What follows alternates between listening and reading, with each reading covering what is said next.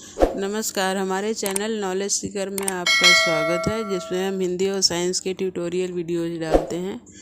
हमारे चैनल को सब्सक्राइब करें और अगर यह वीडियो पसंद आता है तो लाइक और शेयर ज़रूर करें। हमारा आज का वीडियो संस्मरण पर आधारित है।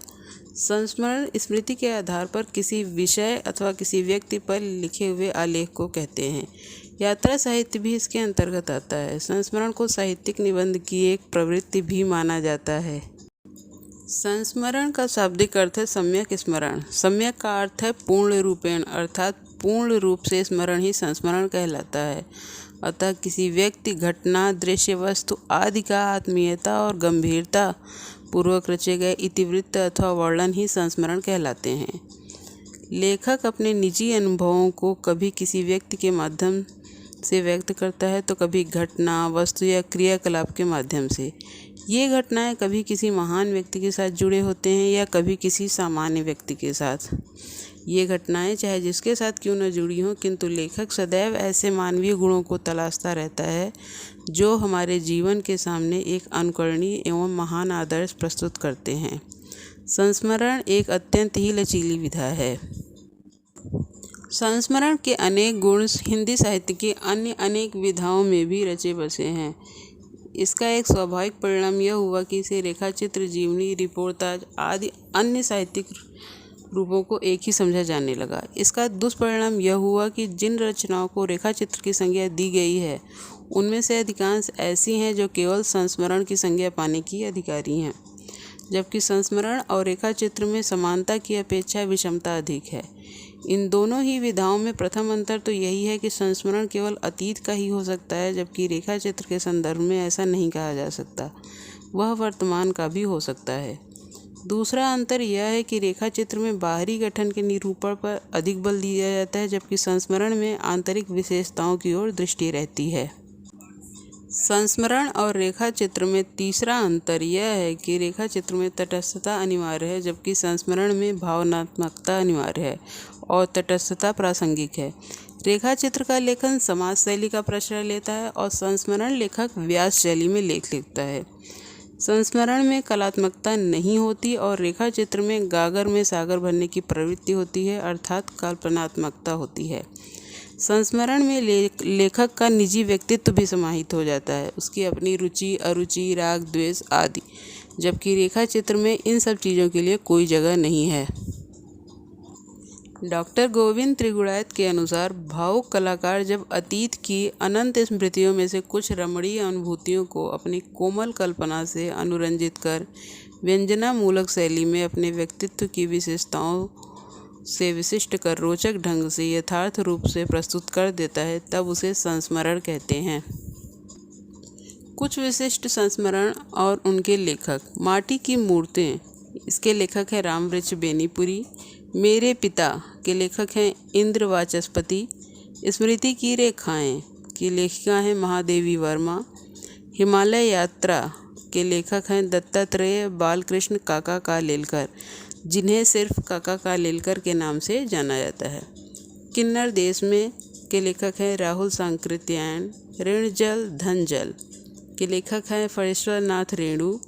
आखिरी चट्टान के लेखक हैं मोहन राकेश। अरे यायावर रहेगा याद सच्चिदानंद हीरानंद वात्स्यायन अज्ञेय की पुस्तक है। संस्मरण की विशेषताएं।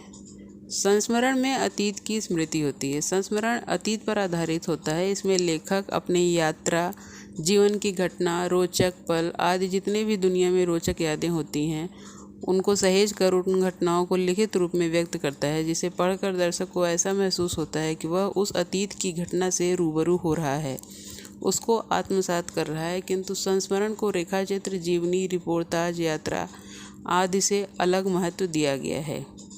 संस्मरण में प्रामाणिकता होती है। संस्मरण विधा में कल्पना का कोई स्थान नहीं होता, क्योंकि कल्पना का समावेश होते ही संस्मरण की विधा नष्ट हो जाती है। इस विधा में कल्पना के लिए कोई खास जगह नहीं होती। उन्हीं घटनाओं का वर्णन होता है जो जीवन में घट चुकी होती हैं और प्रामाणिक होती हैं। संस्मरण की तीसरी विशेषता है वैयक्तिकता। जो संस्मरण की महत्वपूर्ण विशेषता मानी जाती है। इसका सहारा लिए बिना संस्मरण नहीं लिखा जा सकता। संस्मरण में लेखक के अपने जीवन में किसी न भुला सकने वाली घटना का वर्णन होता है। वह घटना को हूबहू पाठक के समक्ष रखता है, जिसे पढ़कर पाठक को उस घटना को करने का मौका मिलता है। संस्मरण में जीवन के खंड विशेष का चित्रण होता है। संस्मरण में संपूर्ण जीवन का चित्रण न करके कुछ घटनाओं का विवेचन होता है। लेखक अपने जीवन की किसी घटना विशेष या संपर्क में आए हुए व्यक्ति विशेष के चरित्र के महत्वपूर्ण पक्ष की झांकी पेश कर जीवन के खंड रूप या किसी एक पक्ष का ही चित्रण करता है। चित्रात्मकता संस्मरण की एक विशेषता होती है। वह जितनी चित्रात्मक होगी, संस्मरण उतना ही सफल होगा, क्योंकि चित्र मानव मस्तिष्क पर अधिक प्रभाव डालता है। वह मस्तिष्क में अमिट छाप छोड़ता है। लेखक चुन चुन कर शब्दों का प्रयोग कर आलम्बन का चित्र प्रस्तुत करता है। वह इस प्रकार विवेचन करता है कि चित्र सहज ही बनने लगते हैं। कथात्मकता संस्मरण कथात्मक साहित्य विधा है। यह कथा काल्पनिक न होकर सत्य पर आधारित होती है। कथा का ताना बाना जीवन की घटनाओं से बुना जाता है और पाठक के साथ सहज तादात्म्य हो जाता है।